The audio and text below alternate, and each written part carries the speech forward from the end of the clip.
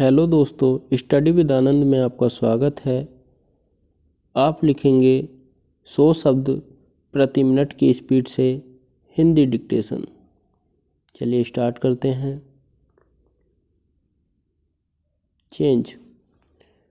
तमिलनाडु के पर्वतीय इलाके में हेलीकॉप्टर दुर्घटना में chief of defence staff general Bipin Rawat और उनकी पत्नी के साथ 11 सैन्य अफसरों कर्मियों का निधन समूचे राष्ट्र को शोकाकुल करने वाली त्रासदी है।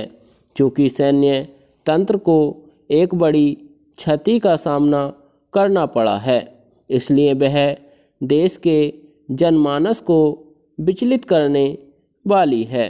राष्ट्रीय शोक की इस घड़ी में देश को अपनी संवेदनाओं को प्रकट करने के साथ यह भी संदेश देना होगा कि वह इस आघात से उबरेगा और कहीं अधिक दृढ़ता के साथ अपनी एकजुटता का प्रदर्शन भी करेगा।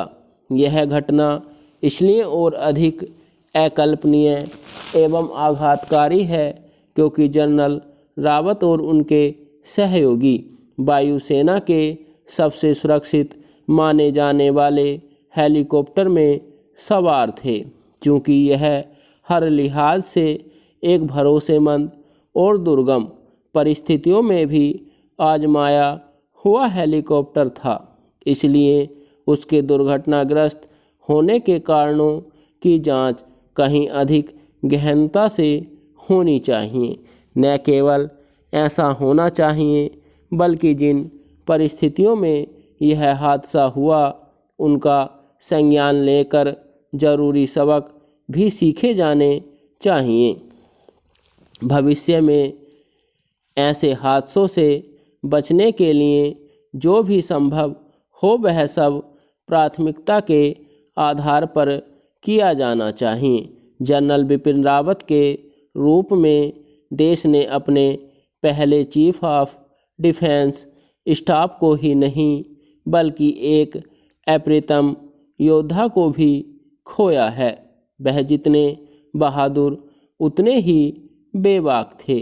वह हर चुनौती का सामना करने के लिए सदैव न केवल तत्पर दिखते थे बल्कि अपनी बातों से जनता को यह भरोसा भी दिलाते थे कि उनके नेतृत्व में देश सुरक्षित हाथों में है। यह बात उनके जैसा कोई असाधारण योद्धा ही कह सकता था कि भारतीय सेनाएं 2.5 मोर्चों पर लड़ने यानी चीन और पाकिस्तान के साथ देश में छिपे शत्रुओं का सामना भी करने में सक्षम हैं। यह दुर्भाग्यपूर्ण है कि देश ने उनके जैसे पराक्रमी सैन्य अफसर को एक ऐसे समय खो दिया जब चीन की आक्रामकता का सामना करने की तैयारियों को आगे बढ़ाने के साथ अफ़गानिस्तान के हालात से उपजी चुनौतियों का जवाब खोजने में लगे हुए थे। चीन और चीफ ऑफ डिफेंस स्टाफ के रूप में जब वह देश के सैन्य तंत्र को नया आकार देने में लगे हुए थे तब उनका जाना कहीं अधिक दुखद है। देश उनके योगदान को भूल नहीं सकता, इसलिए और भी नहीं क्योंकि उन्होंने कश्मीर से लेकर पूर्वोत्तर में आतंकवाद विरोधी कई अभियानों को सफलतापूर्वक अंजाम दिया। कारगिल संघर्ष में भागीदारी करने के साथ उन्होंने सर्जिकल स्ट्राइक को भी अंजाम दिया था। शौर्य के ऐसे पर्याय और प्रतीक शूरवीर को विनम्र श्रद्धांजलि।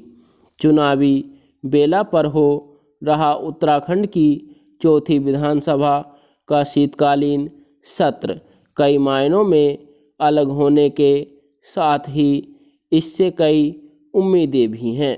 उम्मीद यह है कि सत्र में सत्ता पक्ष व विपक्ष दोनों संसदीय परंपराओं और उच्च मानदंडों को लेकर मिसाल पेश करेंगे। हालांकि वर्तमान विधानसभा के अब तक के सत्रों को देखें तो इनमें सामान्य तौर पर संसदीय परंपराओं और मर्यादाओं को सभी ने निभाया है।